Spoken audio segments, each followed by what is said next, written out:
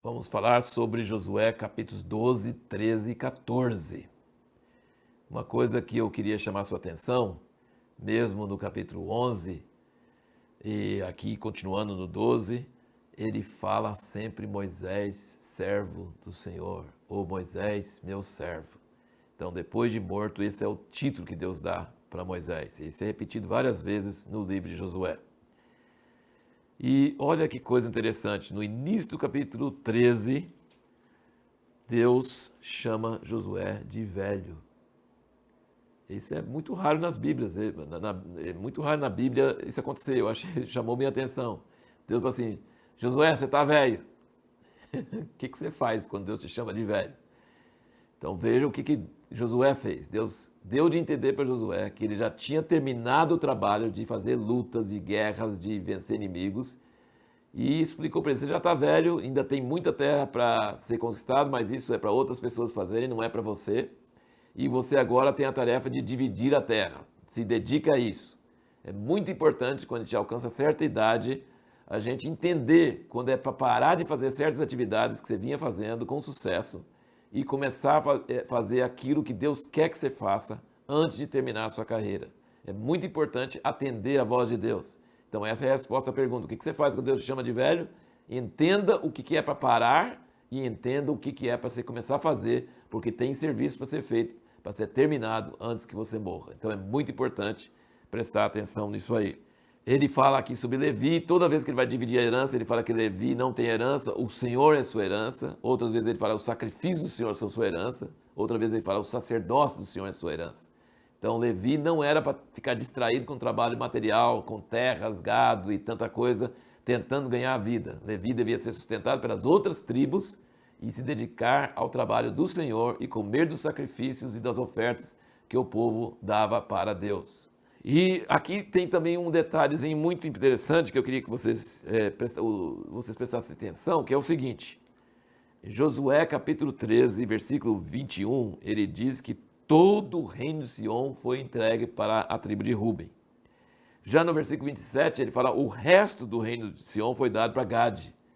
Então eu queria que você entendesse que tem uns princípios de interpretação bíblica, tem gente que pega a Bíblia ao pé da letra e acha que cada palavra é absoluta e não muda, mas se você ler a Bíblia com muito cuidado, você vai perceber que às vezes ele fala para sempre e não é para sempre. Depois você vê outras passagens que aquela coisa que falou que é para sempre não é para sempre. E aqui fala toda a terra de Sião foi para Ruben e não foi, porque depois fala o resto do reino de Sião foi para Gade. Então, os dois versículos bem próximos um do outro, você precisa entender o contexto e como você vai interpretar a Bíblia nessas coisas. Entender que e não é absolutamente ficar preso àquele sentido literal daquela palavra. E respondendo à pergunta principal que nós fizemos no último vídeo, o que significa perseverar em seguir ao Senhor?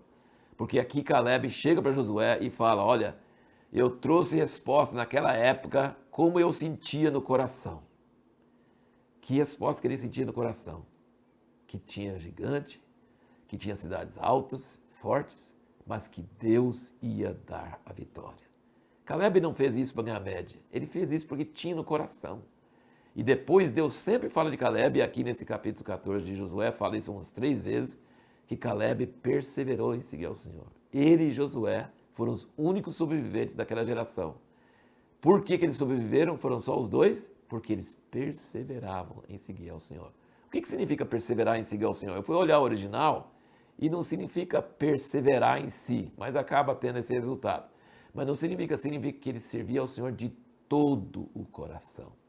Por exemplo, quando fala em Gênesis para multiplicar e encher a terra, é a mesma palavra de perseverar em seguir ao Senhor. Perseverar. Na verdade, perseverar não é... Perseverar, ele está querendo dizer que é todo. Caleb não tinha assim, ora eu estou com fé, ora eu duvido. Ora eu sigo o Senhor, ora eu deixo de seguir. Ora eu estou animado, ora eu estou desanimado. Não, ele mesmo diante de dificuldades enormes, gigantes, ele continuou porque todo o coração dele era de Deus. Veja bem, essa palavra significa que todo o coração, significa que você não está distraído, você não está, ora uma coisa, ora outra coisa, significa que você está com todo o seu coração voltado ao Senhor. E Caleb disse, eu dei resposta como estava no meu coração. Então Deus não quer parte do seu coração, Ele quer todo o seu coração. Se você tiver só uma parte e aparecer o gigante, você não vai seguir o Senhor mais, você vai murmurar, reclamar e duvidar. Mas se todo o seu coração é de Deus, você vai ver as dificuldades, mas você vai crer que Deus realmente vai fazer as coisas. E, gente, eu nunca tinha parado para pensar, mas eu acho que Caleb era mais novo do que Josué, porque Deus tinha falado com Josué, você está velho. Mas Caleb falou, eu estou com 85 anos e eu estou com a mesma força que eu tinha com 40. Gente, eu quero estar assim como Caleb, hein? Com 85, quero ter a mesma força que eu tinha com 40.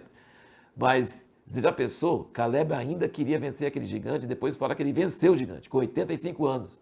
Então eu acho que Caleb era mais novo do que Josué, apesar de que a Bíblia não nos fala, não nos dá fatos sobre isso. E a pergunta que nós vamos responder no próximo vídeo, tentar responder, é por que no Velho Testamento eles lançavam sortes e dava certo?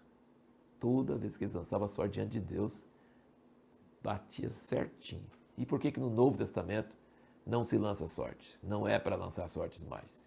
Essa é uma boa pergunta, né? No Velho Testamento eles lançavam sortes e dava certo. No Novo Testamento não é para lançar sortes. No próximo vídeo a gente vai falar sobre isso.